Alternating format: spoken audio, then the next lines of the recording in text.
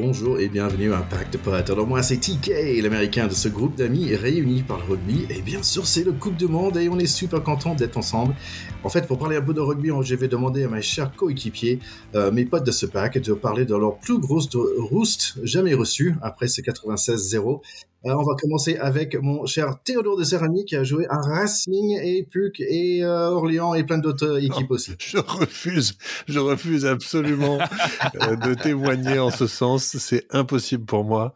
Je vous dirai ça plus tard, une autre fois, mais c'est vraiment un aveu que je peux absolument pas faire. Tu prends le Joker, je comprends tout à fait. Voilà.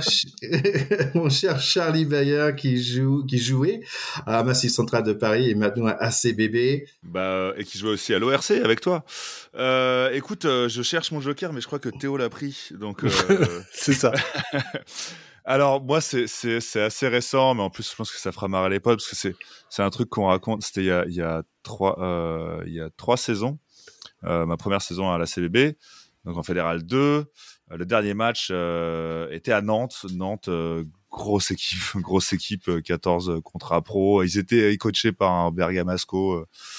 Voilà, donc il y a une autre dimension, hein, clairement. On arrivait avec des lance-pierres contre des lasers. Et on a pris une roustasse. Et c'est marrant parce qu'à chaque fois qu'on raconte l'histoire, il met les points marqués par Nantes sont un peu plus grands. Mais moi, je me souviens juste de remise en jeu et de d'essais encaissés. Enfin, c'était un peu ça le match. Et on s'est pris c'était 120 points. Wow. Ouais. Donc voilà. Mais on était parti en slip aussi. Enfin, il y a tout un truc. Et c'était un week-end prolongé. On a fini par passer le week-end là-bas. Et finalement, ce week-end catastrophique sur le plan rugbystique. Voilà, nos valises n'étaient pas que pleines de points encaissés. Elles étaient aussi pleines de super souvenirs puisqu'on a dormi là-bas et passé un chouette week-end à Nantes. Ville merveilleuse. Super. Bon, on va parler de plein de bons souvenirs de ce week-end de rugby pour notre Coupe du Monde, mais j'aimerais bien démarrer, si je peux, par le petite minute américaine. Vous savez, les garçons, que Messi, il est à Miami. Ouais, et Miami, ils ont quoi d'autre? Le Heat. Oui, ils ont des Heat, ils ont des Dolphins, mais ils ont quelque chose de nouveau. Ils ont une bouteille qui a été lancée sur Messi. On a gardé la bouteille. Elle a été revendue. Non. Ils ont du rugby. Ils vont avoir du rugby, en fait. Les MLR vont avoir équipe à Miami. Est-ce que vous connaissez le nom? Welcome to Miami. Je sais pas. Voilà. C'est pas les genoux coupables. Vous vous souvenez? Les Guilty Knees. Oui. Les Guilty Knees, non. C'est LA Guilty Knees. Ouais. Genoux coupables. Non, c'est des Sharks. Bon, en fait, je trouve ça tombe bien. Finalement, il y a une équipe avec un nom qui colle. Les Dolphins and the Sharks. De rugby qui s'appelle Grosse originalité quand même, comme nom. Ça commence bien, Miami. Bon, un peu de mauvaises nouvelles, malheureusement, les gars, quand même. J'ai mis notre nom pour le Paris Podcast Festival pour voir si on pouvait être un des podcasts de l'année. Et malheureusement, on n'était pas accepté, hein. Mais il y avait pas aucun podcast sportif était accepté. Un peu de dommage. Bonne nouvelle, c'est que on a fait un petit truc, on a fait un petit flyer que vous, nos chers écouteurs, si vous envoyez votre email, on peut vous envoyer. Vous pouvez imprimer pour mettre dans votre clubhouse, votre bar préféré, votre café préféré. Donc n'hésitez pas à nous contacter sur les différents réseaux sociaux. Sinon, si vous êtes fan de fantasy, n'oubliez pas de nous joindre sur le site de World Cup, cherchez Pack de Potes. Maintenant, c'est Mara qui a pris le relais, qui est numéro 1, Chuckinov qui est 2 et Rugby Condor qui est 3. Et n'oubliez pas, c'est une opportunité de gagner un t-shirt Pack de Potes. Ouais, je profite d'avoir la parole pour faire un coucou à Romain. Romain qui m'a dit tout simplement... j'attends avec impatience chaque semaine votre épisode. Je me sers de vos propos souvent pour expliquer le rugby et les choix des joueurs. Bravo encore. Alors, Romain, nous, on est ravis de pouvoir faire de la pédagogie à distance grâce à toi. Surtout, tu continues et on est super contents et on t'envoie toute notre affection. Ben, c'est marrant parce que moi j'ai eu Christophe qui m'a dit j'adore votre podcast, mais en fait au niveau de pronostic les mecs ils sont pas trop forts, hein. Bon, on a plein de rugby aujourd'hui avec tous les matchs de Coupe du Monde et aussi on est très content parce qu'on va avoir des potes de notre pack, Jonathan Best, ancien joueur en Pro D2 et Top 14. Donc on y va tout de suite pour parler un peu de ce Coupe du Monde. Are you ready? Ouais. Yep. Pack de potes, Terra 10. Italie-Uruguay. Ouh là là, je suis en retard. J'ai pensé que le match était le soir à 21h et pas à 18h, donc j'ai raté les quelques premières minutes. En tout cas, c'est 7-7 à 30 minutes et les Azzurri, ils sont à 14. Uruguay profite de l'été pour un plaquage haut contre les Italiens. Penaltus et excellente phase de jeu sur la ligne d'en but. Ça pousse et c'est le 11 qui va marquer et c'est transformé bizarrement en espèce de curveball au pied. Juste avant le mi-temps, il va claquer un drop aussi à la Wilkinson. C'est 17-7 pour Uruguay. Deuxième mi-temps, Italie essaie de faire avancer le ballon, mais ils ont du mal face à une défense assez solide. Carton jaune pas trop juste, je trouve, contre le centre uruguayen pour un contact avec la tête très légère. Je pense que j'étais plus bousculé dans le métro à Paris. Essai pour Italie par la suite, mais pas si facile. 17-14. Finalement, ça débloque un peu côté bleu. Ione profite qu'il n'y a que 14 sur le terrain pour les jaunes-oranges d'Uruguay. C'est le remontada, côté Italie avec un autre essai, ceci par Cannon et puis par Brex, 35-17. Ça fait 28 points en 20 minutes. Bravo Italie. Il faut faire quelque chose, mais c'est trop tard. Le match va finir doucement à 38-17. Ouais, c'est un écart qui est supérieur à celui de France-Uruguay. Donc ça se passe de commentaires sur l'étendue du raté de ce France-Uruguay, mais on en a déjà parlé la semaine dernière et on est passé à autre chose. Vaguement, ouais, il me semble avoir vaguement mentionné ce raté. L'Italie tient son rang en fait de nation montante et si elle a un peu du mal à le prouver en 6 nations, elle le prouve en Coupe du Monde. Je pense que elle va peut-être un peu redescendre après ces 2 premiers matchs parce que les 2 prochains seront différents.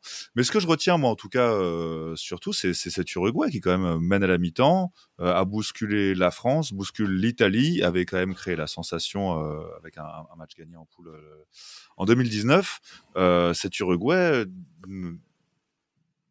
pour moi, ça fait relativiser un peu la bousculade que la France s'est pris la semaine passée. En fait, disons comme ça, je les trouve très méritants, très à l'envie, très proche de comment on décrivait les Argentins en 2007 en fait, quoi, un peu à la grinta et à l'envie. Et ça m'a plu, ce match m'a plu. Ouais, je te rejoins. Je trouve qu'ils sont le bienvenu pour la prochaine. J'espère les revoir dans la prochaine Coupe du Monde. Allez, on va passer à notre match à nous. France-Namibie. Namibie. Ah, dommage. T'avais réussi en début de Coupe du Monde. C'est incroyable. Allez, grosse équipe de France avec des retours notables d'Anti, Baye, Jelanche. Grosse aussi dans le sens de poids, parce qu'il y a environ 10 kilos de plus par avant. Je préfère le acapella, s'il vous plaît, pour la Marseillaise à Marseille. Démarrage avec un coup de pied à suivre pour Damien Penaud, qui n'a pas fini en essai, comme on a l'habitude. Il faut attendre exactement 4 minutes de plus, après un long coup de pied d'Antoine Dupont pour Penaud. Ramos va rater au pied, quelque chose qui va pas arriver beaucoup aujourd'hui. 5-0 pour nous. Coup de pied de Jalibert, Louis Bébé, avec un passe acrobatique pour Dante, c'est la classe. 12-0. Peut-être on va laisser les avants marquer maintenant. Plein de petits passes sympas, avec au moins un qui était en avant, je trouve, entre Jalibert et ce copain, et c'est Olivon qui va finir le taf. 19-0. Penatouche Movaka, Penaud pour le doublé, on s'amuse. 26-0, on a le point bonus. Grosse mêlée, mais Uni Antonio est un peu blessé. Danti va faire son doublé, 33-0, plus de points que minutes jouées pour l'instant. On va faire notre britannique, ça fait du bien. Petit effrayeur quand même, ils sont sur nos 2 mètres, mais Danti va gratter le ballon. Touche pour Movaka, mais c'est Jelance qui va pas marquer, car en avant, pas grave, parce que Captain Flamand, il est là pour recevoir le passe de Jelance 1 minute plus tard, 40-3 en 34 minutes. Petit essai pour Dupont, ça fait du bien, 47-0. Et dans les dernières minutes de ce mi-temps, Ramos remonte. Dupont a pris un gros choc pendant son coup de pied pour Louis Bébé. C'est 54-0. J'aimerais bien qu'il sorte Dupont. Dimitri Yachvili dit pendant le mi-temps, un peu comme toi Théo, il faut marquer un maximum de points pour montrer notre respect pour Namibie. Ma femme dit, c'est pas très drôle. Et puis, elle m'a sorti un théocisme. Vaincre sans péril, c'est triompher sans gloire. J'étais assez étonné. Deuxième mi-temps. Grande question est, est-ce qu'on va les laisser marquer? Oui, interception pour essai pour Namibie, mais carton jaune qui deviendra carton rouge. Pourquoi pas un rouge direct, un gros tête contre tête sur notre Dupont national. Dupont qui est sorti, il avait l'air d'avoir très très mal. Le 9 remplaçant Couillot va marquer un essai rapidement, mais honnêtement, je ne capte plus rien. J'ai juste trop peur pour Dupont. 68-0. Un autre Français est blessé. Commençons check pour le 3e ligne de La Rochelle. Pas de nouvelles pour Dupont. Je veux juste que le match soit fini maintenant. Jaminet va vite pour nous sauver un essai de contre. Louis Bébé va marquer un long essai. Il va vite lui aussi. Doublé pour Olivon. 82-0. J'espère que ça va pour Dupont. 89-0. Jaminet marque. Match est fini à 96-0. Bonne nouvelle. Le record de points marqué pour la France. Mauvaise nouvelle. Dupont est parti à l'hôpital. Alors, beaucoup à dire. Bon, évidemment, l'information principale, les deux informations qui se télescopent, c'est ce record de points, avec tout un débat sur la présence d'équipes qui sont là pour servir de punching ball, vraisemblablement. Les essais de la France, 14 au total, ça ressemblait beaucoup à une opposition d'entraînement, quoi, pour être gentil. Mais bon, les essais étaient beaux, les passes étaient belles, comme tu dis. Ça a même permis à Bébé, comme tu l'appelles, Biel Barret, sur l'essai de Danty, le premier, la petite passe, c'était un peu... il aurait pu l'aplatir lui-même, on a senti que c'était une passe pour que Danty puisse célébrer son retour, c'était mignon. Mais c'était une belle histoire. Après voilà, quoi, score fleuve. Là, la vraie info, c'est cette blessure de Dupont. Alors... comme tu dis, c'était marrant pendant ton résumé, parce que moi, c'était exactement ça. En fait, il y a eu un moment où ça commençait, j'étais content, c'est explosion d'essais, explosion de rugby, c'est champagne, ça part de partout. Mais en fait, une fois que Dupont était blessé, moi, je m'en foutais. Enfin, j'étais là, j'ai dit, ok, encore un essai, bah, génial. Mais on a perdu notre 9. Donc, c'est nul. Et je me suis énervé contre cette histoire on lui met un jaune au mec qui fait un attentat sur le 9 pour au cas où ça se transforme. Il y a un moment où tu peux quand même mettre des rouges directs, quoi. Je sais qu'il y a un bunker, mais ça m'a énervé, ça m'a agacé le schnitzel, ça, le truc de mettre un jaune qui va se transformer. Évidemment que c'est un rouge. Enfin, c'est un attentat. Voilà. Après, d'autres choses aussi sur tout ce qui a été dit sur le capitaine namibien, ce 13, qui a été harcelé, porté en monstre. Non, ça va, il a joué au rugby, il a été con, il a pris un rouge mérité. Il est fautif, clairement. Après, est-ce que c'est volontaire? Je pense pas que le mec, clairement pas, hein. Ça mérite pas de se faire insulter ou de se faire pourrir. Toujours est-il que, pour moi, voilà, dans le positivisme, je vais vous dire un truc, c'est que on a assisté au début de la légende qui va s'écrire autour du premier titre français en championnat du monde. Voilà, c'est que Dupont blessé, la France dramatique, pleure, les équipes adverses se réjouissent un peu, perdons notre maître à jouer, notre capitaine. Olivon reprend son rôle de capitaine, le grand Charles revient, il y a un avant qui redevient capitaine, ça nous redonne un peu d'élan dans la guerre. On arrive grâce à cette guerre en quart de finale contre l'Afrique du Sud, Afrique du Sud qui arrive confiante contre nous, et là, pam, comme The Undertaker, il y a qui surgit avec une mâchoire en putain d'acier, et ben c'est d'autres Dupont qui arrive, qui les bat en quart de finale, on arrive jusqu'en finale là-dessus, et quand on aura ce titre entre les mains, on racontera encore des générations après nous qu'il est revenu d'entre les morts pour aller gagner cette Coupe du Monde avec ses copains qui se sont battus pour lui, qui sont allés chercher cette place pour lui, pour le capitaine, on y va, et ça a été très beau, et on retiendra ça que un mort a été ressuscité pour venir chercher cette Coupe du Monde et la porter aux Français. J'adore. Merci, mon Charlie. Le lyrisme de Charlie est croissant sur ce podcast et on ne peut que s'en féliciter.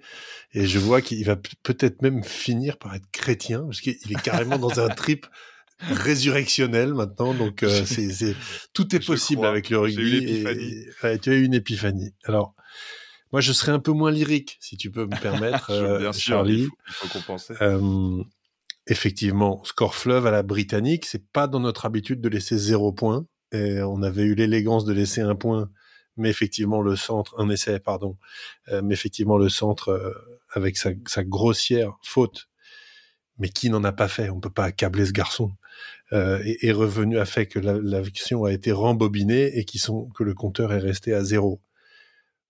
On peut pas bouder notre plaisir sur certaines actions du match. On n'y est pas revenu parce que il y a trop d'essais. Mais 1 triplé, 3 doublés et 3 autres essais avec des jambes de feu. Effectivement, Louis Bielbarrec a peut-être un peu enterré la place de titulaire de Gabin Villiers. On va voir sur les derniers matchs, mais Il a prouvé qu'il avait effectivement un grand talent et une très belle vélocité, ce qui est important. Il faut avoir des mecs qui ont des cannes. Hein. C'est Richard Tarditz qui nous le disait, il y a toujours une place dans un sport pour un mec qui court vite. Et on est bien d'accord avec ça. Maintenant, la sortie de Dupont, qui est évidemment l'événement, là, on n'en est pas encore sorti de cette sortie, puisqu'il y a un peu de teasing. On nous fait de l'émotionnel, il est parti, il revient, il est chez le docteur, mais il va revenir dans le groupe. Est-ce qu'il va jouer avec une plaque, un masque, pas de plaque, au quart, pas en quart, en demi peut-être si jamais on gagne les quarts, et puis peut-être même contre l'Italie puisqu'il va se réentraîner dès jeudi. Bon, on est suspendu à cette réalité-là. La vraie tuile, c'est que s'il joue pas, et même à partir de l'Italie, c'est une tuile quand même, parce qu'on sait que ce match est un match piège, et on aurait bien besoin de Dupont.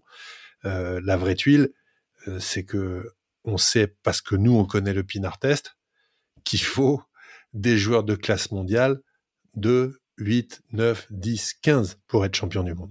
Et là on a quand même 9 et 10, l'un qui est plus là du tout, l'autre qui est potentiellement pas là, le 2 qui est pas encore revenu. Ça fait beaucoup. On est extrêmement malchanceux sur ce début de campagne mondiale. Je souhaite que le lyrisme de Charlie soit le bon, et je pense qu'on peut tout à fait y croire, parce que une Coupe du Monde, ça s'écrit avec des blessés, les autres vont en avoir aussi. On a bien vu les Gallois hier, hein, Dan Bigard s'est blessé, une sale blessure au pectoral, on ne sait pas trop quand est-ce qu'il va revenir, il y a au moins 2 semaines sur le flanc, il peut y en avoir d'autres, donc il faut pas s'affoler, mais quelle tuile quand même, voilà, c'est tout ce qu'on peut dire.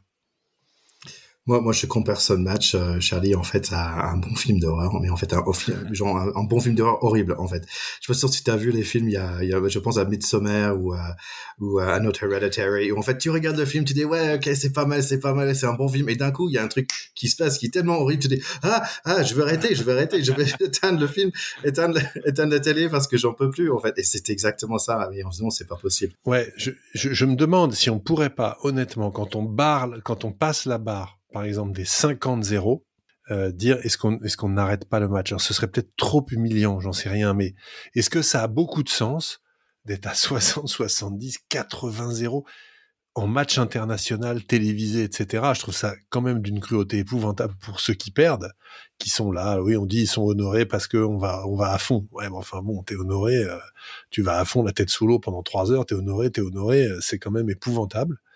Donc, je pense qu'on peut pas faire ça, évidemment, au niveau international, mais mon petit cœur aurait tendance à dire, les gars, à 50-0, on arrête, on joue au backgammon à la fin, on boit des canons, et puis c'est tout. Mais est-ce que ça a du sens? Pas beaucoup, quand même. Bah, alors, je suis d'accord, mais sur un truc un peu plus large, et c'est pas du tout ce que tu dénonces ou reproches, mais sur le fait qu'il y ait ces petites équipes avec ces écarts de points aussi, enfin, ces petites équipes. Moi, je pense que c'est quand même un vrai moteur pour ces équipes, cette Coupe du Monde. C'est une vraie représentation. Il y a un vrai effet, je pense, dans le nombre de licenciés aussi. Ça les souhaite de se montrer et de progresser. Parce que je suis pas sûr que c'est un impact sur les licences en Namibie que les mecs se prennent 250 points en 4 matchs. Non, mais d'avoir une présence en Coupe du Monde. J'en veux pour preuve que c'est pas parce qu'on se prend des grosses gamelles que c'est le Japon qui détient le record de points encaissés avec ses 140 points encaissés contre la Nouvelle-Zélande, et le Japon dans les 2 décennies qui ont suivi a quand même su se hisser et faire de cette présence en Coupe du Monde régulière, malgré les valises pleines que ça importe, un tremplin pour faire progresser le rugby dans son pays. Donc, les gars, je propose qu'on va demander un petit peu à Jonathan Best. Il était 2e, 3e ligne pour Grenoble dans le top 14, et aussi Béziers dans le Pro D2, et aussi a joué pour l'équipe nationale d'Algérie. Donc il connaît donc il connaît bien le continent Afrique et le rugby en Afrique. Donc on va parler avec lui tout de suite. Allez, nous sommes très contents d'avoir avec nous Jonathan Best, qui est revenu, en fait, sur Pack de Pod. Merci d'être là avec nous, John Best. Ouais, comme on dirait, back in business, après quelques années sans se voir. Nous voici enfin pour débriefer quand même un des beaux événements qui a lieu en ce moment en France. Quand même, il faut en parler. Hein. C'est quelque chose qui nous attend, et il y a une actualité riche autour du rugby. C'est génial. Ouais, c'est super. Donc oui, ça fait un certain moment on s'est pas vu, mais là, tu étais au match contre Namibie à Marseille. Est-ce que tu peux me mettre, toi, écrivain, est-ce que tu peux me mettre en mots, s'il te plaît, l'ambiance du stade? Ouais, c'était absolument fantastique, hein, même si on sait que le Vélodrome est plutôt habitué au football, mais j'ai vu quand même une certaine communion. C'est vrai que les gens étaient tous heureux d'être ici. Alors, mon début d'expérience a été particulier parce que comme c'était compliqué de circuler dans Marseille, j'ai eu la bonne idée de prendre le métro, hein, notamment pour aller au stade. Et j'avoue qu'il faut vraiment être passionné de rugby pour aller voir un match de l'équipe de France parce que c'était incroyable. Le monde qu'il y avait dans le métro, c'était très étouffant. Les gens étaient les uns sur les autres. J'ai vu beaucoup de supporters de la Namibie, notamment. Il y avait beaucoup de Sud-Africains aussi qui étaient venus voir le match. Mais c'est vrai qu'il y a toujours cette ambiance rugby avec beaucoup de spectacles, on va dire des spectateurs autour du match, des déguisements, des chansons, toute la thématique du rugby. Mais l'ambiance était incroyablement folle parce que les gens sont restés très longtemps après la fin du match. J'ai vu le tour d'honneur aussi des Namibiens qui ont fait le clapping. Donc c'est vrai que c'était quand même un beau moment. Et puis même si j'étais pas très très bien positionné dans le stade, il y a cette espèce d'acoustique incroyable. Alors c'est vrai que les Français nous ont régalé par leur performance. Mais je crois que c'est bien aussi parfois de montrer l'équipe de France en province. Il ne faut pas attendre uniquement un événement comme la Coupe du Monde et être capable parfois de déplacer. Je pense notamment au tournoi de destination. Hein, pourquoi on n'aurait pas l'idée de temps en temps de délocaliser en province pour montrer que le rugby vit aussi de partout en France. Il n'y a pas que les Parisiens qui ont envie de suivre le rugby. Donc c'est vraiment toute cette expérience-là, on va dire, intrusive, inclusive. Et ce qui est rigolo, c'est qu'évidemment, j'ai croisé beaucoup de supporters, notamment des supporters de Perpignan qui s'étaient déplacés en masse du côté de Marseille. Et c'était incroyable tous ces échanges-là. Et ouais, j'ai kiffé le moment, j'avoue. Et j'avais envie que ça dure encore très longtemps. Et c'était vraiment une expérience assez folle. Ouais, on voit, je pense que le rugby en France a changé depuis 4 ans. Je me souviens des matchs de préparatoire, on va dire, en 2019, où en fait on disait il n'y avait pas assez de monde dans les matchs à Nice et tout ça pour l'équipe de France. Et aujourd'hui, on voit plein à craquer pour ce Coupe de Monde. Ça fait vraiment génial. Est-ce que toi, donc quand même 96-0, est-ce que tu étais surpris par le score? Non, parce que c'est vrai que les petites nations. Alors, c'est toutes les questions qui se posent aujourd'hui de savoir est-ce qu'il faut continuer à ouvrir cette Coupe du Monde aux nations mineures, entre guillemets, parce que c'est vrai que les gens comprennent pas qu'il y a des écarts de score aussi importants, mais on peut pas se cantonner à faire une Coupe du Monde à 12 ou à 16 clubs. C'est pas possible, hein, ça n'aurait pas forcément le même intérêt. Moi, j'avais une émotion particulière parce que ça aurait pu être le France-Algérie, hein, potentiellement. Donc, c'est vrai que moi, j'étais très ému, notamment par l'entrée des joueurs, parce qu'il y avait une ambiance assez incroyable. Mais j'ai vu aussi beaucoup de gens qui se sont pris d'amour pour le rugby parce que c'est la Coupe du Monde en France. Et j'ai vu aussi certains comportements, en toute franchise, hein, qui m'ont un peu dérangé, notamment le fait que quand ils ont présenté au stade l'arbitre, il y a beaucoup de gens qui ont sifflé. Et je trouve que ça, c'est pas très valeur du rugby. Et il faudrait aussi parfois être capable de se dire, je viens au rugby, mais il faut aussi que je sois capable de m'identifier aux valeurs qui sont le respect de l'adversaire, le respect de l'arbitre, le respect de l'environnement. On peut ne pas être d'accord, mais c'est trop facile de siffler quand on est dans un stade, un arbitre, sous prétexte qu'il y a pu y avoir parfois quelques erreurs d'arbitrage, même si on sait qu'aujourd'hui les arbitres sont assez protégés par rapport à ça. Donc j'ai vu une population changer, j'ai vu un public très féminin aussi au stade, et je trouve ça assez chouette, hein, notamment les femmes s'intéressent au rugby, mais je crois que l'événement, et en tout cas la Fédération française de rugby avait bien travaillé, puisqu'il y avait beaucoup de communication aujourd'hui. On a vu pendant le match notamment des gros plans sur notamment Grégory Aldrit ou sur Ntamak, hein, qui ne participait pas au match, et les gens ont réagi de façon incroyable. Donc ça veut dire qu'il y a vraiment aujourd'hui cette notoriété, cette starification des joueurs de l'équipe de France. Et voilà, il n'y a pas que le foot, hein, qui peut être représentatif, mais je trouve vraiment cette idée de voir, c'était un jeudi soir, hein, le match, il y avait des enfants, il y avait des familles, et je trouve que cet esprit-là, il faut le garder, être capable aussi parfois de faire le tri des gens qui voilà, se comportent pas très très bien. Globalement, c'était une belle soirée, on va dire, mais il faut faire attention à ces comportements un peu déviants qu'on peut retrouver aussi parfois dans le rugby amateur. Et je crois qu'il faut qu'on préserve aussi notre rugby de tout ça. Tu parlais de ton expérience avec l'Algérie. En fait, c'était une question que j'avais. Est-ce que toi, tu es quand même à la retraite depuis 2 ans? Est-ce que tu es un peu content quelque part de dire, en fait, je joue pas face aux Nouvelle-Zélande, des All Blacks et la France? Ou est-ce que tu dis, quand même, ça pourrait être sympa? Je me rappelle, hein, quand je discutais avec mes camarades sur le fait qu'on était en train de jouer les qualifications avec l'équipe d'Algérie, on savait déjà qu'on tomberait dans la poule de la Nouvelle-Zélande et de la France, hein, si on était en mesure de se qualifier. Et tout le monde nous disait, oui, vous allez prendre 100 points, mais peu importe. En fait, c'est aussi ça que les gens doivent comprendre, c'est que la Namibie, c'est déjà pour un exploit, une belle performance qui soit ici. Il y a eu tout un tas d'articles, notamment sur pas mal de ces joueurs qui sont amateurs, notamment un joueur qui s'appelle PG Van Lille, qui jouait pendant quelques années à Bayonne et qui aujourd'hui joue en Fédéral 2, je crois. Mais pour eux, c'est une vraie expérience, c'est un vrai partage. Et ce que j'ai trouvé vraiment chouette à la fin du match, c'est le tour d'honneur qui a été partagé entre les Namibiens et l'équipe de France. Et ça, encore une fois, c'est très valeur du rugby. Le public a scandé le nom de la Namibie malgré ça et a compris que cette équipe n'avait pas cherché à fermer le jeu et avait laissé place au spectacle. Et voilà, mais c'est vrai que moi, c'est ce petit regret de me dire de ne pas être totalement au bout, de ne pas être allé totalement au bout de l'aventure. Parce que c'est vrai que rentrer, moi en tant que joueur français, grandi en France, pouvoir vivre cet événement-là, peu importe que ça finisse à 100, 150, 200 points, juste le fait d'être là, d'être présent à cet événement, j'aurais trouvé ça génial. Mais voilà, l'histoire ne pourra pas être réécrite. Et il faut féliciter toutes ces nations, parce que je crois aussi que le Chili, notamment, qui vient d'apparaître cette année, a montré qu'il y avait quand même des joueurs avec du caractère. L'Uruguay, qui a été surprenant sur quelques matchs. Et moi, je suis déçu d'autres nations qui sont habituées, notamment la Roumanie, que je trouve assez faible, alors que ça fait quelques années qu'ils participent à la Coupe du Monde. Mais je crois qu'il faut qu'on garde ça. On va dire qu'il y a une première partie de Coupe du Monde où on essaie d'expliquer ce qu'est le rugby. Et à partir des quarts de finale, c'est plutôt vraiment à la conquête du titre. Et je crois qu'il faut qu'on aille dans cette dynamique-là, à essayer de valoriser les nations mineures, je le mets toujours entre guillemets, les nations mineures, pour qu'elles continuent à développer le rugby sur le territoire. Parce qu'encore une fois, le rugby, c'est pas uniquement du sport, c'est aussi toutes les valeurs, c'est aussi l'éducation, tout ce qu'il y a autour. Et je crois qu'il faut qu'on continue à encourager les pays qui veulent développer le rugby, et particulièrement l'Afrique, qui aujourd'hui a d'autres contraintes, notamment climatiques. Quand tu habites au fin fond du désert, c'est toujours compliqué de jouer au rugby. Donc voilà, moi je suis content de voir ça, même si c'est vrai que les gens qui connaissent pas, qui sont pas spécialistes du rugby, se disent qu'est-ce que la Namibie fait à la Coupe du Monde. La Namibie a obtenu le droit de participer à la Coupe du Monde, donc il faut déjà les féliciter pour ça. Ouais, ouais, tu parlais de peut-être plus d'équipes, ça m'intéresse aussi parce que comme les États-Unis, on n'a pas vu, J'aimerais bien quelques places de plus en Amérique du Nord comme ça, les États-Unis et le Canada pour être là, parce que je pense qu'au niveau, ils ont le niveau, quoi, on va dire. Ouais, c'est clair. Après je crois que c'est pour la première fois de l'histoire de la Coupe du Monde de rugby, il y a 3 nations de l'Amérique du Sud qui sont qualifiées avec Chili, attends si je ne dis pas de bêtises, Chili, Argentine et Uruguay. C'est vrai que les États-Unis avaient participé à certaines des Coupes du Monde. Il y a eu le Canada aussi qui a complètement disparu de la circulation. Mais tant mieux parce que ça ouvre à d'autres nations.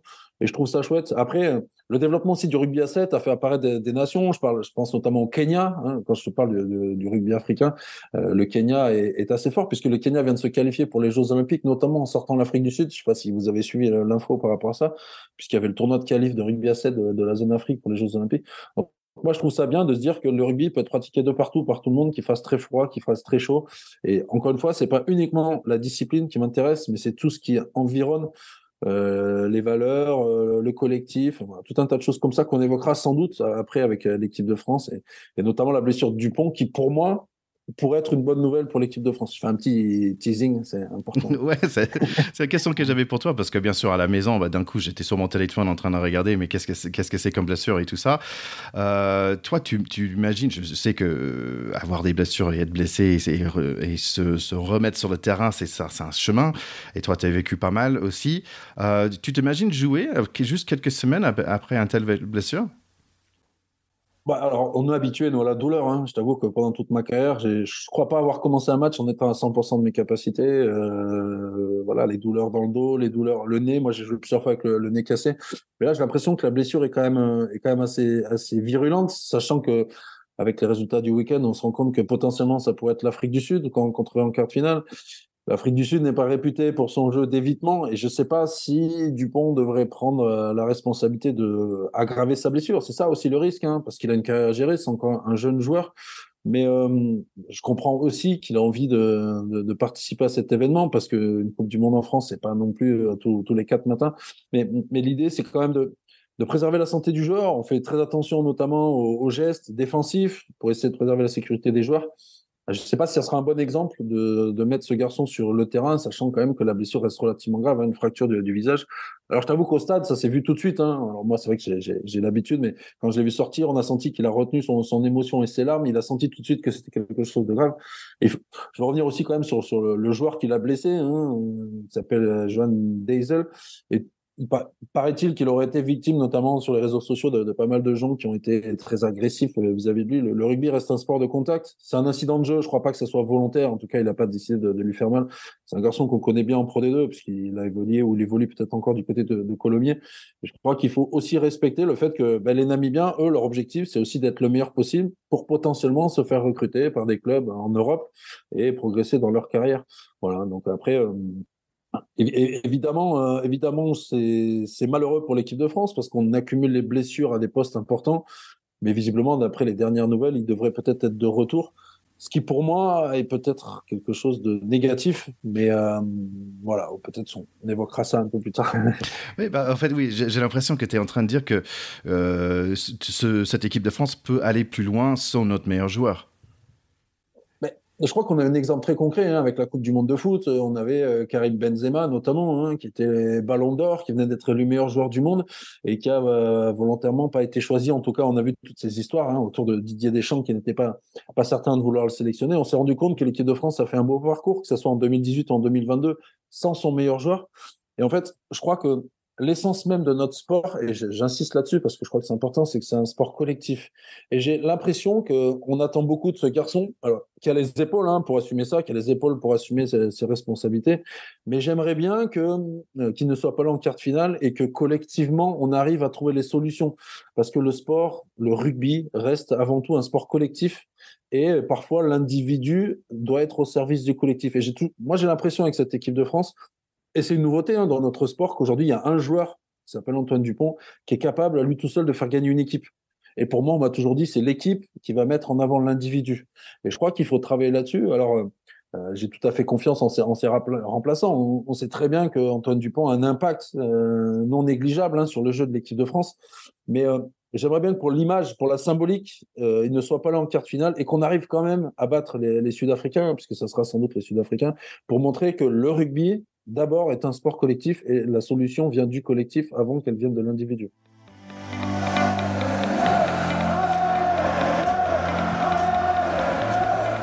Donc, merci à John d'être passé sur l'émission. En fait, j'ai posé d'autres questions et que nous allons entendre à la fin de cet épisode. Donc, restez jusqu'au bout. Ouais, c'était cool de réentendre Jonathan. Mais il n'y a pas que Jonathan, il y a aussi des un peu plus anonymes. Enfin, qui jouent pour des clubs un peu plus anonymes. Il y a vous qui allez voir les matchs. Et la semaine dernière, on a eu une petite ambiance de match. Et ben, cette fois-ci, c'est mon copain Looping qui était à Marseille et qui nous donne ses impressions après ce France-Namibie. Alors, tes impressions du match, Arthur? Je crois qu'on a gagné, non? Ah ouais, putain. 96 quand même, dur pour les Namibiens. Normal. Ah mais c'est bon signe, si c'est normal, c'est que c'est bon signe. C'est le feu au Vélodrome.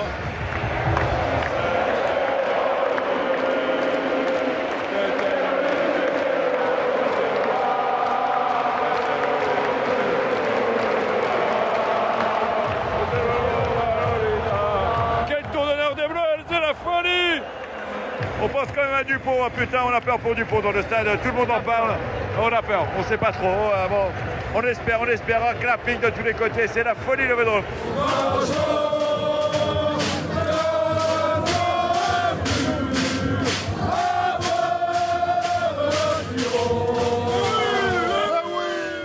Bon, c'était pas les seules personnes qui sont allées voir un match. Moi aussi, ce week-end, j'ai eu le plaisir d'aller voir un match avec mon pote Christophe et Vincent qui joue à Saint-Genès-Laval, qui joue au rugby au Saint-Genès-Laval, et surtout avec mon fiston. Je suis allé voir Argentine-Samoa à Saint-Étienne. Et j'ai décidé de pas prendre des notes pour même bien profiter de mon expérience. Et quoi dire par rapport à ce match? Bah, il faisait un météo de Saint-Étienne, quoi. Donc pas très beau, froid, avec la pluie. Donc beaucoup de fautes de main. Le stade était rempli avec des Argentins qui chantent et qui chantent encore. Le Samoa plaque comme des soldats, vraiment. Dommage qu'ils n'avaient pas de tout de jeu de pied. Leur 9 était aussi bon avec son couple improbable que leur 10 était mauvais dans ce match. Les réseaux sociaux disaient que c'était pas un bon match, mais franchement, j'ai pris énormément de plaisir. À un moment tout à la fin où le match était d'un coup très proche, où Samoa avait un peu de momentum, comme on dit, mais malheureusement, c'est l'Argentine qui a fini avec la victoire, sans montrer grand-chose. 19-10 pour Argentine. Oui, c'était un match de costaud. On s'y attendait. Les Argentins étaient quand même très déçus d'avoir loupé leur match contre les Anglais. Donc, je pense qu'ils avaient à se faire pardonner, à se racheter. Ils ont réussi à le faire avec, effectivement, du petit bois laissé sur les bords du terrain et sur la pelouse, comme on dit souvent. Et je pense que dans le stade de Saint-Étienne, même s'il y avait du bruit, t'as dû entendre taper quand même un peu sur les impacts. Allez, on passe à Portugal-Géorgie. Déjà 7-0 après un essai rapide de Géorgie. Des échanges épicés, comme on dit chez moi, spicy. À 11 minutes, c'est un temps fort pour des Géorgiens qui arrivent aux 10 mètres juste avant, un petit en avant. L'attaque de Géorgie est plutôt en forme, je trouve, et la réponse des Portugais est assez confuse. Le 19 Géorgien Agashvili est très très actif. Pas de question, la barbe de cette Coupe du Monde, il va au talonneur géorgien. 13-0 pour Géorgie et paf, dans un seul action, le 14 de Portugal va faire un super essai. 13-5. D'un coup, les choses s'ouvrent un peu plus les deux côtés. Le pilier portugais plaque sur les bras, donc carton jaune. Et ensuite, grosse erreur de ma part. Je suis allé marcher dans les vignes de Beaujolais au lieu de regarder de fin de ce match. Portugal est revenu en tête avec un super essai du 14 encore. Portugal alors devant 18-13. Et 3 minutes à la fin, c'est les Géorgiens qui vont égaliser. Les deux équipes loupent un coup de pied de la victoire. On finit avec un match nul, 18-18. C'était vraiment un super match. Je ne sais pas si tu l'as vu, Charlie. Je me suis régalé. J'étais très agréablement surpris par l'équipe portugaise que je connaissais assez mal. J'avais juste vu le match de la semaine dernière contre les Gallois. Franchement, ils ont des attaquants et des joueurs de classe. Devant, ils s'en sortent bien parce que les Géorgiens sont quand même pas connus pour être un paquet d'avant facile à manier. Ils leur ont tout à fait tenu tête. Ils passent. C'est eux qui ont le dernier coup de pied. Malheureusement, un souffle de la victoire 20-18. C'est vraiment dommage qu'il n'y ait pas eu une victoire, je trouve, dans ce match, parce que c'est toujours frustrant le match nul. Mais j'ai été absolument bluffé par tous leurs joueurs, et en particulier par effectivement Storti, l'ailier qui remplaçait Pinto, qui lui était vu comme un des cadors de cette équipe portugaise. Et ben, son remplaçant a été encore meilleur que lui. Le numéro 10 a été absolument topissime. Le 15, Godesh, ou je ne sais plus comment on dit, top aussi. Enfin, ils m'ont fait rêver. Au-delà du très haut niveau qui n'était pas au rendez-vous, parce que certainement, contre une très grande équipe, ces équipes-là n'arrivent pas à figurer. C'était un match extrêmement plaisant. Et finalement, moi, j'ai presque plus de plaisir à voir un match comme ça, entre la Géorgie et le Portugal, que voir France-Namibie à 96-0, incontestablement. Je trouve ça beaucoup plus plaisant. Chapeau aux deux équipes, et en particulier aux Portugais. Franchement, ils m'ont fait rêver. Et puis, n'oublions pas que c'est Patrice Lagisquet quand même, et David Gérard qui sont leurs coachs, deux Français. Donc, c'est sympa aussi de leur faire un clin d'œil. Cocorico. Ouais, moi aussi, j'ai vraiment apprécié ce match. C'est les matchs de Coupe du Monde qu'on aime, c'est-à-dire qui est un peu surprenant et qui finissent par nous faire lever du canapé ou hurler un peu et crier et soutenir cette équipe portugaise, pour ma part. En tout cas, parce que je pense qu'ils avaient un peu plus de malchance déjà. Bon, c'est quand même une équipe à moitié amateur. C'est une équipe qui avait donné beaucoup de force et d'énergie la semaine dernière contre les Gallois pendant que les Géorgiens étaient au repos. C'est une équipe qui m'a fait mentir sur quelque chose que j'ai théorisé auprès d'une amie, Audrey, avec laquelle j'ai regardé ce match et essayé de l'initier. La théorie de l'heure de jeu. J'ai dit les équipes un peu faibles qui vont à l'envie, en fait, quand arrive l'heure de jeu, elles ont souvent, elles tiennent une mi-temps, et puis au retour de la mi-temps, il y a le repos de la deuxième qui les fait tenir encore un peu, mais à l'heure de jeu, elles craquent. L'Italie nous a appris ça pendant le tour de destination. Et là, je pensais que ça allait craquer, mais non, en fait, les Portugais ont encore eu cet élan de fierté, d'envie.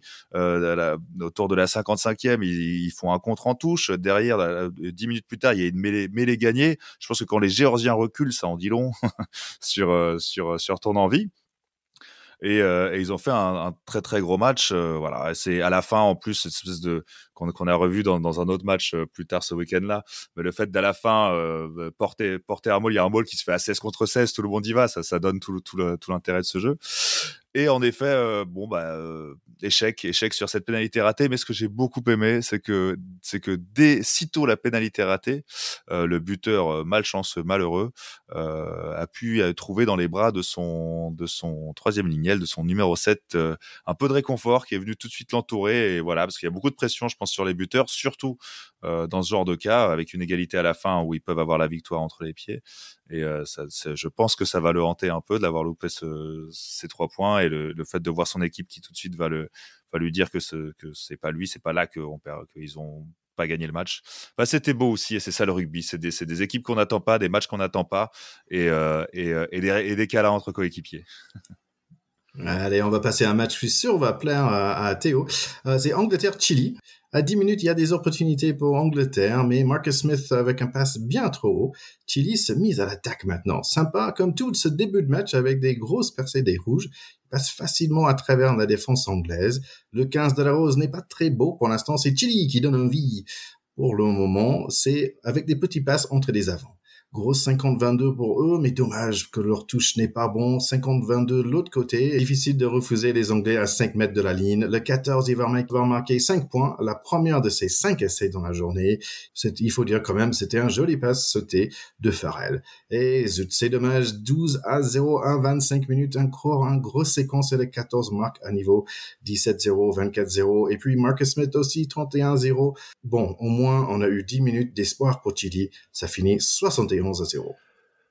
Ouais, le premier essai était à la 20e dans ce match-là. C'est vrai que c'était une très belle résistance, mais qui n'a duré que 20 minutes, quoi. C'est-à-dire qu'après, la machine s'est mise en marche. Arundel, 5 essais dans un match de Coupe du Monde, je pense que c'est quand même pas fréquent. C'est quelque chose. Voilà, moi je dis attention à cette équipe d'Angleterre que personne n'attend, qui multiplie des performances quand même extrêmement solides. Il va pas falloir les négliger en phase finale. Ils n'ont pas beaucoup de points faibles sur ce qu'ils montrent et ils emmagasinent tranquillement de la confiance.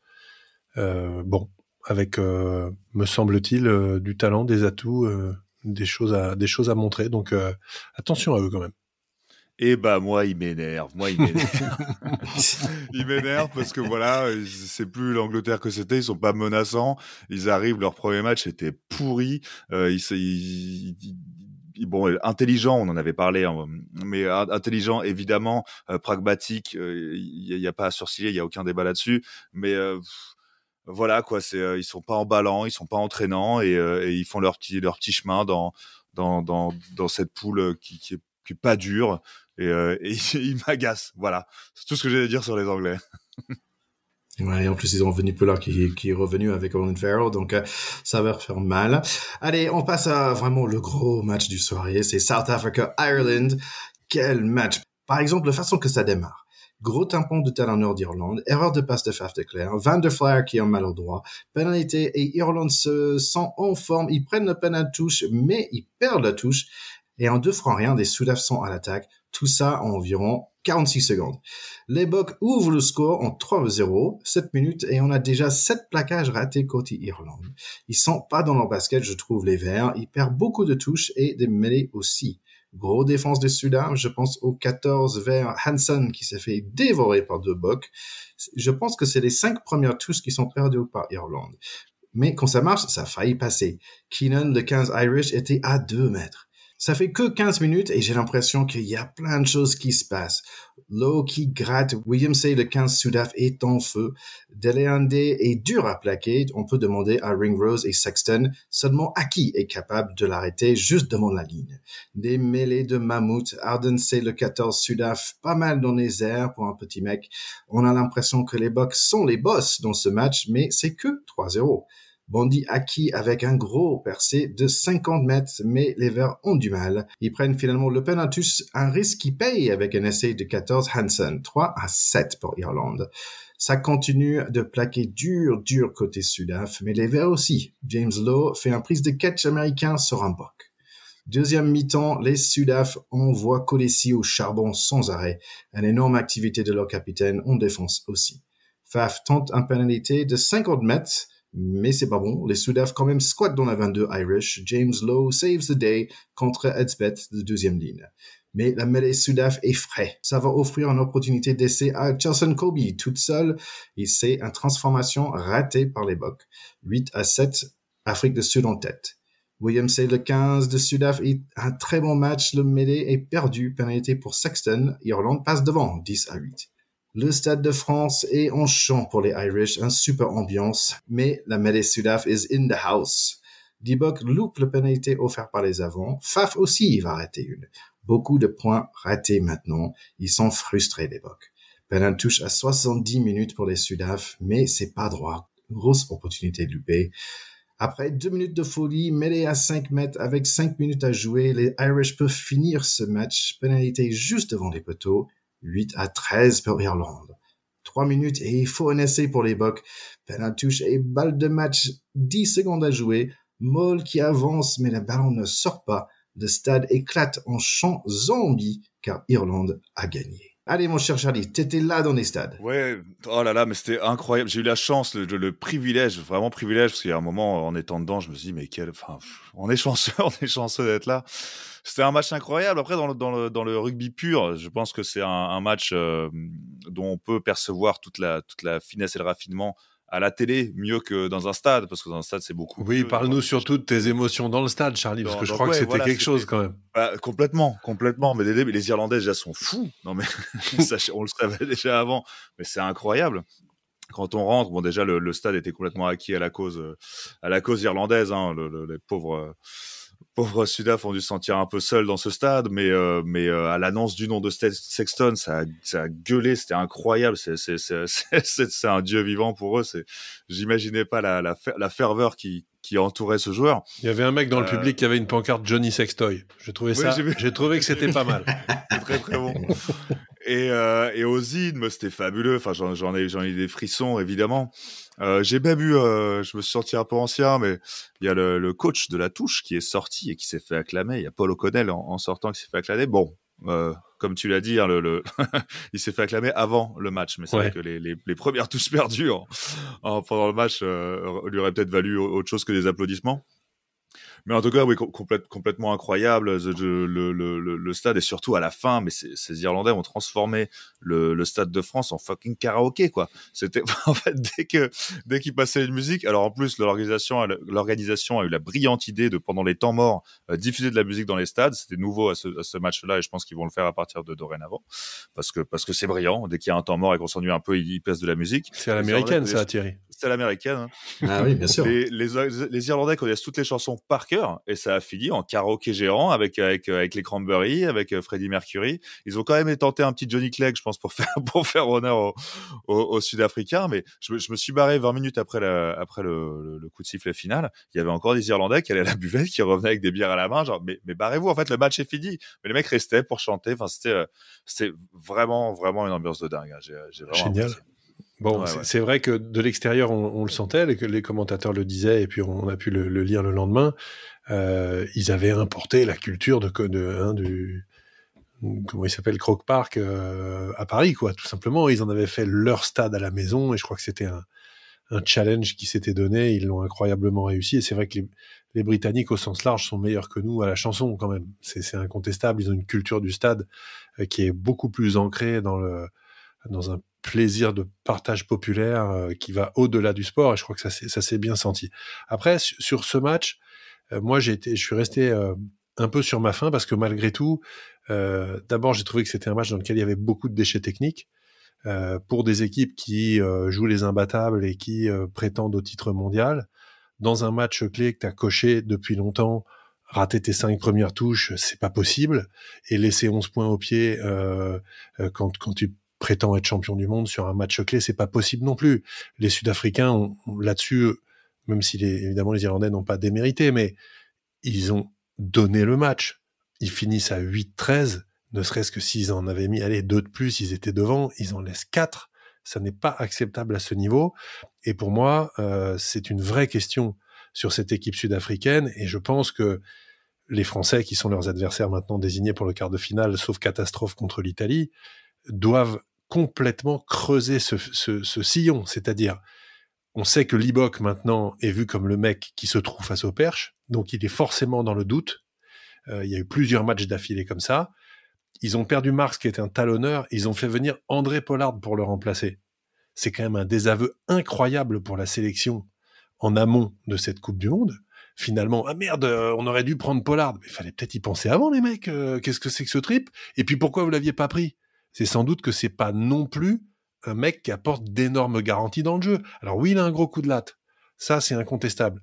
Mais si vous aviez pas envie de le faire venir, maintenant, il va pas d'un seul coup devenir le revenant qui va sauver la patrie. Moi, je pense qu'il y a une vraie question sur l'animation au centre du terrain côté sud-africain. Ils ont une seule option, c'est fin de percu avec De Allende, qui est un monstre. Donc ça, c'est incontestable, c'est un joueur mais hallucinant et j'ai pas du tout envie d'être en face de lui une après-midi. Ils ont des flèches sur les ailes parce que RNC, Colby et Will MC à l'arrière, qui est d'une adresse extraordinaire pour le coup sur le jeu au pied, et Sexton l'a testé un paquet de fois. Lui, il a vraiment répondu présent.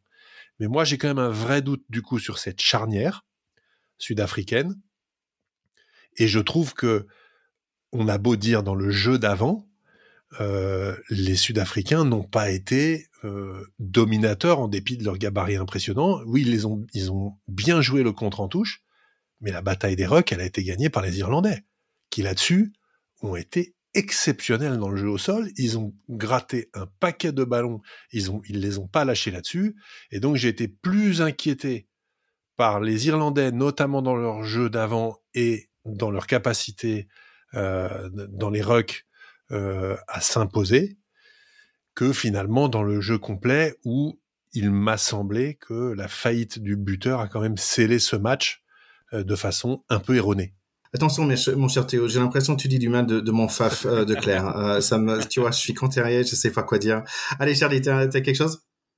Ouais, pour parler un peu plus du match plutôt que ce qu'il a entouré, plutôt que de l'écrin. Hein. J'ai beaucoup aimé. J'ai vu dans un média anglais sur les réseaux, un titre, c'était Paris War, et je l'ai vraiment senti comme ça. C'était vraiment, c'était âpre, c'était rude, oui. C'était un truc de gros, quoi. C'était et j'en veux pour preuve moi l'action juste qui a vraiment synthétiser ça, le fait que les avants avaient un vrai ascendant au-delà de ce qui s'est passé sur les phases de conquête en touche, pardon. Il y avait cette phase de conquête de la mêlée et ce fameux banc en 7 avant pour 1 3/4. Quand ils ont changé d'un coup la deuxième ligne et le 8, la mêlée d'après, ça a été les deux pilars embarqués. Ça a été mais ouverte en deux. Ils ont vu Notre-Dame de Paris. Les deux pilars sont sortis complètement. Les deux pilars sud-africains sont sortis, mais comme des explosants du truc. Enfin, j'aurais été c'était très démonstratif de à la fois cette âpreté de cette Paris War et de l'importance du banc de gros, hein, on va dire comme ça, du banc résistant en plus de 100 kilos. Donc voilà, c'était un peu mon idée de. Juste un dernier petit mot sur ce match, hein, qui était effectivement quand même un grand moment de rugby. Plus ça va, plus je déteste Sexton, que je trouve odieux. Le mec ne sourit jamais, il est insupportable. Donc ça devient le Owen Farrell dans ma tête, voilà. Et en revanche, j'étais quand même très admiratif de la performance de deux joueurs. L'ailier d'origine néo-zélandaise, Love, qui a fait un match énorme. À un moment, il a pris Eben Etzebeth, il te l'a plaqué, il te l'a soulevé, il te l'a trimballé sur 3 mètres. Honnêtement, je pense qu'il n'y a pas beaucoup d'ailiers qui peuvent se targuer d'avoir fait ça dans leur carrière. Donc, rien que pour ça, chapeau. Et l'ex-meilleur joueur du monde, Van der Flier, a fait un match en défense de folie quand on aime le jeu d'avant. Voir des mecs comme ça sortir des matchs pareils dans des contextes où le thème, c'est le combat. Franchement, chapeau aussi. Donc, rien que pour ça, je trouve que malgré tout, que la victoire des Irlandais est méritée. Je suis d'accord. J'ai vu Etzebeth se faire soulever par un allié. Je pense que je peux crever tranquille. C'est ça. Allez, on y va. Il nous reste des matchs de dimanche. On va démarrer rapidement alors avec Scotland-Tonga, l'Écosse contre Tonga. L'Écosse, c'est une équipe qu'on connaît bien. Par contre, j'ai envie de voir leur attaque. Ça démarre assez égal, 7-3. Tonga qui a envie de jouer, ils sont costauds devant aussi, eux. Assez pour mettre Van der Merwe par terre et faire voler leur centre. Match assez libéré avec beaucoup de turnover quand même. Le 14, Kata, qui va marquer avec un essai dans le coin pour Tonga. C'est bon au niveau de pied, donc c'est Tonga qui gagne 10-7. Tonga défend à merveille, mais un faute donne un peine à touche et Van der Merwe est dans le coin, 12-10 pour Écosse. Stein va marquer le prochain, jolie passe de Finn Russell. Carton jaune sur le 11 rouge pour un plaquage trop haut. Dommage pour Tonga, parce que je pense que ça va se payer cher. Essai de bonus juste avant la mi-temps, 24-10. Van der Merwe retrouve ses forces, il dépasse 4 défenseurs pour servir son allié pour un essai, 31-17. Et tout doucement, c'est clair que l'Écosse va gagner ce match haut la main, 45-17 à la fin. Ouais, c'était pourtant une opposition qui était très féroce au début. Et les Tongiens, fidèles à leur réputation, se sont pas échappés dans les contacts ni globalement. Après, c'est dans la défense collective qui peine quand le match s'emballe et quand le temps dure un petit peu. Pour autant, c'était pas une promenade de santé pour les Écossais. Moi, j'ai, comme d'habitude, alors, Finn Russell, qui est vraiment un joueur qu'on adore, pas seulement parce qu'il a joué au Racing, Charlie, c'est vraiment l'anti-Sexton. C'est-à-dire, ce mec se rappelle que le rugby est un jeu. Il a la banane du début à la fin, même quand il joue contre les Tongiens, avec des mecs qui font 3 fois son poids, qui vont lui rentrer dedans. Il est content. Il a fait une passe laser sur un essai, peut-être le 3 ou le 4e, ces fameuses faces à plat, où il a eu parfois des contrevenus parce que il se faisait intercepter.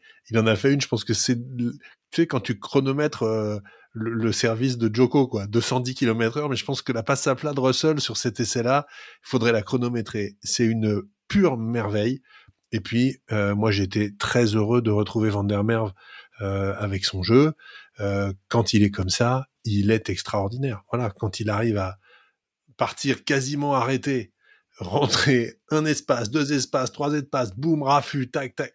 Il est fantastique. Et dernier truc, et après j'arrête, je savais que Kinghorn était un joueur de talent sur les remontées, sur les ballons hauts. J'ai découvert qu'il avait une pointe de vitesse de folie, parce que il a repris sur l'essai qui est finalement refusé. Il remonte les 2 tiers du terrain à la course. T'as l'impression que l'autre, il est arrêté, quoi. Le mec sur qui il revient. Bref, j'ai adoré les Écossais comme souvent. Et surtout, encore une fois, Finn Russell, mais on te rêve, voilà. Il est d'une finesse. Pardon. Bon. Ouais, moi j'ai un peu moins à dire sur ce match parce que malheureusement c'est un match qu'on a vu au Clubhouse parce que bon la fédérale jouait ce week-end et j'avais un somme pas possible, un somme digne des Belges après 2018 en football parce que mon ancienne équipe où j'ai passé 11 saisons était venue à la CBB où je joue maintenant et a battu la CBB, donc j'étais fâché, voilà. Mais un petit truc m'a donné le sourire quand même, c'est que notre Lartaud est de retour et bien de retour parce que bon en rugby pour ceux qui savent un peu moins, mais pour quand on porte le ballon vers l'extérieur, quand on porte le ballon et qu'un défenseur vient sur nous, on permet à son coéquipier de se décaler quoi. Et Lartaud nous a passé un petit décalé kata. Voilà, qui était très beau pour tous les connaisseurs de la compagnie créole. J'applaudirai là-dessus. Les Sudaf, leur truc, c'est plutôt eux le découper, décaler, je crois. Ouais. Si je peux me permettre. Bon. Surtout la première partie, ouais. Je crois qu'on a perdu Thierry. Ouais, je suis paumé. Allez, on va passer au dernier match pour le week-end. C'est Pays de Galles contre Australie. Moi, j'attendais grand chose de ce match. C'est 7-6 à 13 minutes. Biggar est déjà blessé. Australie est en mode « on va gagner tous les mètres avec nos avants ».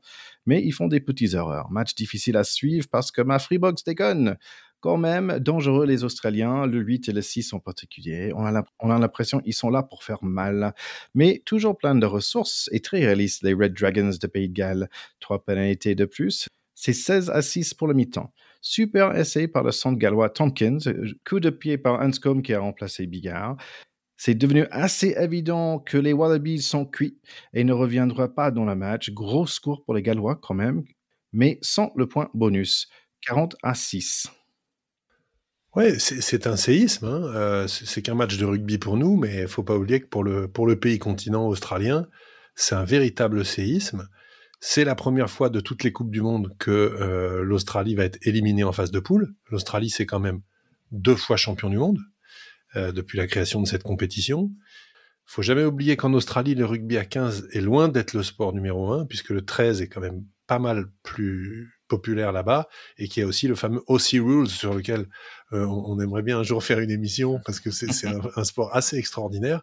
Néanmoins, c'est une nation sportive, 2 fois championne du monde. Néanmoins, c'est une équipe qui arrive quand même dans cette compétition avec un effectif qui ressemble à quelque chose, et c'est un échec absolument patent de l'encadrement de cette équipe. Qu'est-ce qu'on a vu ?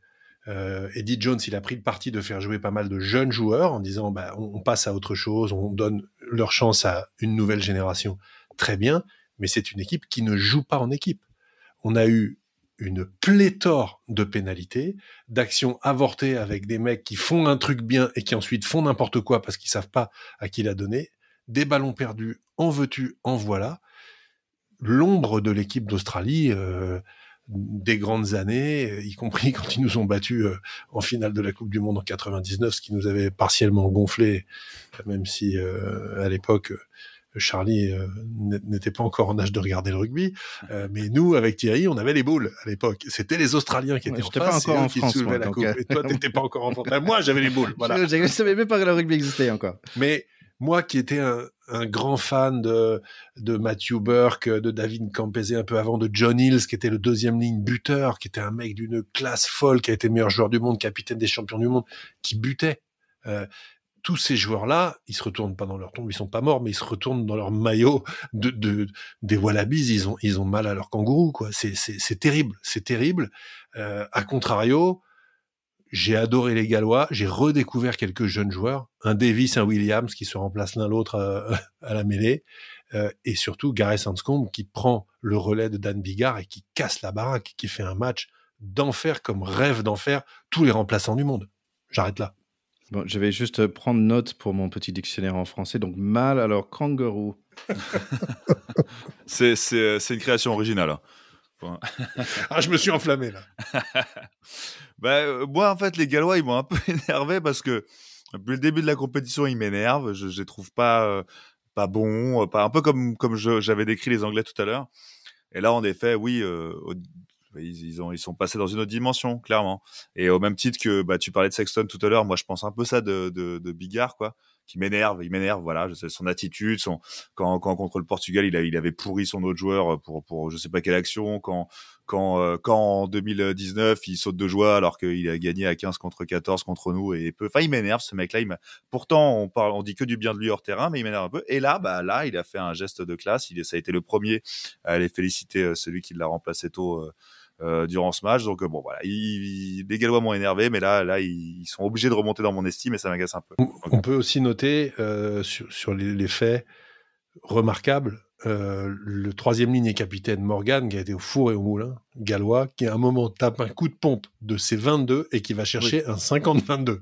Donc ça c'est assez énorme, c'est un coup de pompe mais gigantesque, tapé par un troisième ligne pour aller chercher un 50-22. Là aussi, il s'en souviendra celui-là. C'est le moment de parler des matchs pour la semaine à venir. Allez, on va démarrer. Je vais dire les matchs. Théo, tu vas démarrer. Uruguay, Namibie. Uruguay. Avec ce qu'on a vu, il risque pas tellement de se passer autre chose. Japon, Samoa. Japon. Nouvelle-Zélande, Italie. Nouvelle-Zélande. Et avec les points bonus ou... Oui, probablement avec le point de bonus. Oui. Argentine, Chili.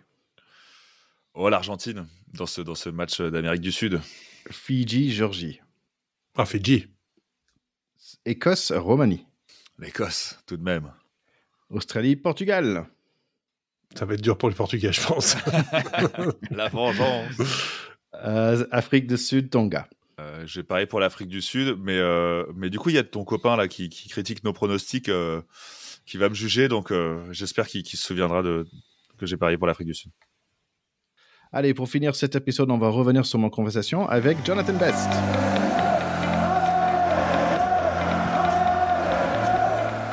Il y avait d'autres matchs qui ont sorti pour toi, sorti de l'eau. Moi, j'ai été impressionné aussi par les Fidjiens, notamment. Forcément, c'est un peu la surprise de cette Coupe du Monde qui aurait mérité 100 fois de battre les Gallois, notamment, parce que pour moi, il y a quelques erreurs d'arbitrage qui font basculer le match. Il y a cette toute dernière action où Radradra fait en avant. Mais moi, ce qui m'impressionne, c'est la capacité qu'ils ont aujourd'hui à améliorer leur qualité et surtout améliorer leurs défauts. On sait que c'était une équipe qui n'aimait pas du tout les phases de conquête, la mêlée, la touche, et j'ai vu une vraie progression là-dedans. Alors, c'est vrai que beaucoup de Fidjiens jouent en Europe, notamment, et cela a permis de progresser là-dessus. Mais je crois qu'il y a vraiment aussi cette notion de collectif, et le collectif fait ressurgir les individus. On a parlé de la performance incroyable de Tuisova face à l'Australie. Et je crois que c'est un bon exemple. Et j'ai l'impression aussi que le public qui participe à cette Coupe du Monde a pris et va donner de l'affection à cette équipe des Fidji. Et quand on voit le tableau, du côté du tableau sur lequel ils sont, moi je vois pas forcément de limite, puisqu'ils devraient peut-être croiser avec l'Angleterre notamment, qu'ils ont battu il y a quelques semaines à Twickenham. Donc je me dis pourquoi pas, je trouverais ça assez incroyable de me dire que les Fidji pourraient être potentiellement en demi-finale de la Coupe du Monde. Et voilà. Après, encore une fois, ce que je trouve incroyable, c'est la capacité qu'ont aussi les nations du Nord à élever leur niveau de jeu, parce que si on en reste à ce qui devrait se passer, en tout cas sur les premiers matchs, sur les 4 poules, ça devrait être 4 nations du Nord qui devraient terminer première, puisqu'il y a la France, il devrait y avoir l'Irlande, l'Angleterre et normalement le Pays de Galles aussi qui devrait terminer premier de sa poule. Donc ça veut vraiment dire qu'aujourd'hui on a franchi un cap et on se rend compte aussi que les nations du Sud sont en vraie difficulté, que ce soit pour organiser leur championnat ou pour garder leurs meilleurs joueurs, parce que pendant très longtemps, notamment l'Australie avait dit on ne sélectionnera pas les joueurs qui jouent en Europe. Et ils sont revenus en arrière en se disant peut-être que l'Europe, il y a quand même des beaux championnats en Europe qui sont de bon niveau et qui peuvent nous permettre quand même de sélectionner ces joueurs-là. Donc je trouve que voilà, on a franchi un cap. Évidemment, tu as parlé de l'Irlande-Afrique du Sud qui était absolument démoniaque dans les contacts et dans l'intensité. Alors, c'est pas forcément le match le plus spectaculaire, en tout cas en termes de jeu, en termes d'utilisation du ballon. Mais je trouve que ce sont des équipes qui respectent le collectif, justement. Et c'est particulier parce que le tirage de la Coupe du Monde a été fait il y a quelques temps et de se retrouver avec les 2 meilleures nations du monde dans la même poule, c'était pas forcément programmé. Et pour moi, le favori se trouve dans un de ces deux-là, à condition que nos Français ne mettent pas un peu leurs doigts dans l'engrenage. On sait l'impact que pourrait avoir la performance de l'équipe de France sur le rugby en France. Et je crois qu'il faut aussi se rendre compte que nos joueurs de l'équipe de France sont en mission pour la poursuite du rugby en France. Je te donne un exemple. Hein. Tu vas me dire, c'est très très loin. Ce week-end, il y avait de la Fédérale 3. Moi, je m'occupe d'un club ici en Fédérale 3. Et il y a dans la poule 2 équipes qui n'ont pas pu se déplacer avec leur réserve, avec leur équipe réserve. Donc les matchs ont été annulés pour la réserve. Donc ça veut dire qu'aujourd'hui, les clubs amateurs sont en souffrance, n'ont pas suffisamment de licenciés. Et on est en train de perdre aujourd'hui des clubs parce que le rugby a vraiment aussi cette notion de sport difficile, de sport d'extérieur, de sport d'hiver. Et la dynamique autour de la Coupe du Monde pourrait faire du bien à nos clubs, pour les enfants, pour les femmes et pour les adultes aussi, pour permettre à des clubs aujourd'hui de retrouver un peu le chemin du bonheur, parce que je crois que le rugby amateur souffre en silence. Aujourd'hui, on a une jolie vitrine, mais le rugby amateur en France souffre. Et le résultat de l'équipe de France conditionnera beaucoup de choses pour la suite du rugby en France. Et il y a peut-être un autre aspect aussi pour les matchs à venir aussi, parce que quand même, on a Italie bientôt, et après le quart de finale, et peut-être on verra pour le retour d'Antoine Dupont. Mais je pense que la France était toujours un peu meilleure dans cette position de underdog, et peut-être ça joue dans notre faveur quelque part. Si on arrive au quart de finale face à une équipe d'Afrique du Sud, et peut-être l'histoire d'être le petit équipe, peut-être ça va nous aider. Ouais, t'as raison. C'est vrai que on a souvent fait des belles performances dans n'importe quelle compétition quand on n'était pas les favoris, mais par rapport aux résultats des dernières années de l'équipe de France, on peut plus se cacher aujourd'hui. Et je trouve que c'est bien aussi de ne pas se cacher et d'assumer, avec quand même le match d'ouverture qui a été très fort du côté des Français, parce qu'ils ont assumé cette responsabilité de se dire on se prépare pour battre les Néo-Zélandais, et ils l'ont fait brillamment. Voilà. Et on verra pour la suite. Là, j'avoue que cette partie-là du tableau, avec Afrique du Sud, Nouvelle-Zélande, Irlande et France, elle est assez complexe. Mais si on arrive à franchir ce cap des quarts de finale, il pourrait y avoir des belles choses pour nous. Et il faut aussi quand même remettre dans le contexte. Il n'y a qu'une seule nation du Nord qui a gagné la Coupe du Monde. C'était nos chers amis anglais. Alors évidemment, ils avaient un monsieur qui s'appelait Johnny Wilkinson. C'est toujours plus facile d'être champion du monde avec Wilkinson. Mais aujourd'hui, je me dis que j'ai envie de dire c'est l'année ou jamais. Et ce qui se passera là, d'ici à la fin du tournoi, ça peut avoir un impact très positif ou très négatif sur notre rugby français pendant quelques années. Donc voilà, ils sont vraiment investis d'une mission. C'est difficile, 7, 8 semaines, 10, 12 semaines très loin des familles où ils ont un peu, ils sont très focus sur ce qu'ils doivent faire. Mais voilà, je crois qu'ils ont conscience de ça. Il y a eu du beau boulot qui a été fait au niveau de l'équipe de France. Mais malheureusement aussi, si on reste réaliste, quand je vois l'intensité d'Irlande-Afrique du Sud, je me dis que notre parcours pourrait s'arrêter en quart de finale face au Sudaf. Et ça, malheureusement, ça ne serait pas du tout une bonne nouvelle pour nous. Ouais, bon, écoutez, on espère que c'est pas le cas. Écoute, John Best, je suis très content de te revoir, mais la dernière fois on s'est vu, en fait, t'as fait sortir un livre, et en fait, c'était ta dernière année d'envers pro. T'étais toujours à Béziers à ce moment-là. Après, il me semble que t'es retourné chez toi pour toujours jouer un peu l'année dernière. Est-ce que t'es toujours sur les terrains, toi? Non, là, j'ai fait une dernière saison dans 2021-2022 en Fédéral 3 parce que je trouvais que c'était montrer l'exemple que dire en tant qu'ancien professionnel, retourner dans le club qui t'a formé ou en tout cas dans la ville qui t'a formé pour rendre au rugby amateur ce qu'il nous a donné. En fait, la réalité, c'est que c'est le rugby amateur qui forme les jeunes rugbyman qui jouent aujourd'hui en équipe de France. Donc, il faut leur donner, faut leur donner cet élan-là. Donc, j'ai fait une dernière saison en Fédéral 3. Ça a été assez compliqué parce que J'ai vu aussi aujourd'hui dans le rugby amateur un peu moins d'engagement, un peu moins d'envie des joueurs de venir aux entraînements, d'avoir envie de participer au match le dimanche. Et c'est aussi pour ça que il faut qu'on soit capable dans les clubs parfois de remettre en avant les valeurs du rugby. Donc voilà, j'ai terminé il y a 2 ans. Aujourd'hui, je continue à aider le club, notamment sur la partie sponsoring et partenariat, parce qu'aujourd'hui, même quand on parle de rugby amateur, il y a des enjeux financiers importants. Et on a l'impression que la première chose pour la réussite d'une équipe, c'est de trouver beaucoup d'argent. Non, la première chose pour une équipe, c'est surtout d'avoir un vrai projet sportif, savoir comment on intègre nos jeunes, est-ce qu'on forme nos jeunes, est-ce qu'on arrive à les garder dans le club, quel est le projet qu'on leur propose, quel est le projet de double projet, en tout cas sur les études, sur leur vie professionnelle qu'on leur propose. Et je crois que parfois les clubs mettent, comme on dit, la charrue avant les bœufs et se disent que parce qu'on a beaucoup d'argent, on va avoir une belle équipe. Et on a vu tout un tas de dynamiques. Je pense notamment à Sarlat, hein, un club qui avait un gros projet avec beaucoup de moyens et qui en fait s'est rendu compte que ça ne fonctionnait pas forcément. Et je crois qu'aujourd'hui, il faut être capable de structurer d'abord les clubs de façon administrative, de façon professionnalisante, si je veux dire comme ça. Et après, on aura le temps de réfléchir sur les ambitions sportives. Mais en tout cas, cette expérience-là était bien parce que ça m'a permis de voir que le rugby amateur est en souffrance, contrairement à ce qu'on peut penser, et qu'il y a des vraies difficultés pour mobiliser des jeunes gens pour participer au rugby. Et voilà. Et moi, je continue à tourner évidemment autour des terrains amateurs parce que je trouve que c'est là l'essence même du rugby. C'est quand tu vas dans un stade et qu'il n'y a pas de barrière, que ça sent la merguez, tu vois, ça c'est le vrai esprit rugby, c'est ça qui me plaît, quoi. C'est pas les strass et les paillettes du stade Vélodrome, même si c'était bien d'y être, hein, mais je trouve que c'est pas la réalité au quotidien du rugby pour les pratiquants de rugby en France.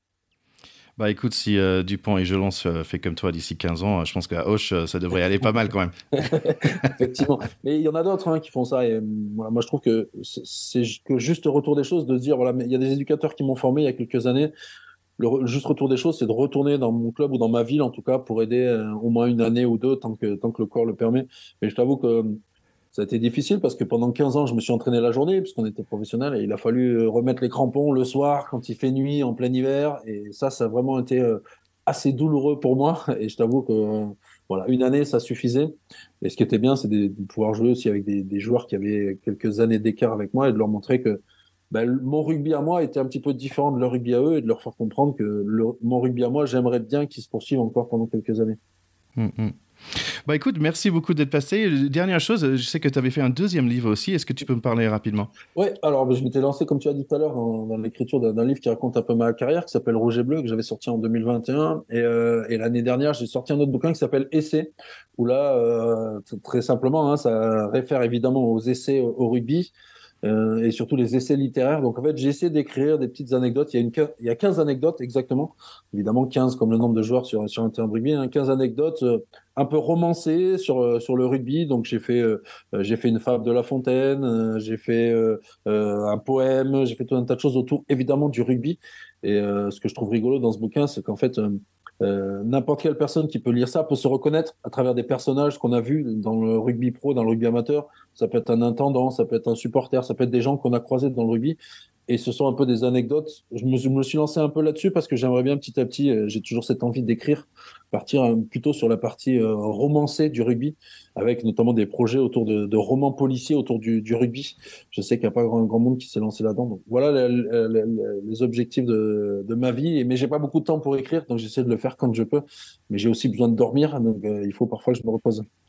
Ok, super. Bah écoute, super. Merci beaucoup d'être passé chez nous à Pacte Pot. Merci, c'était cool. Et puis à bientôt tout le monde et bonne fin de Coupe du Monde en espérant que les choses se passent bien pour nos Bleus.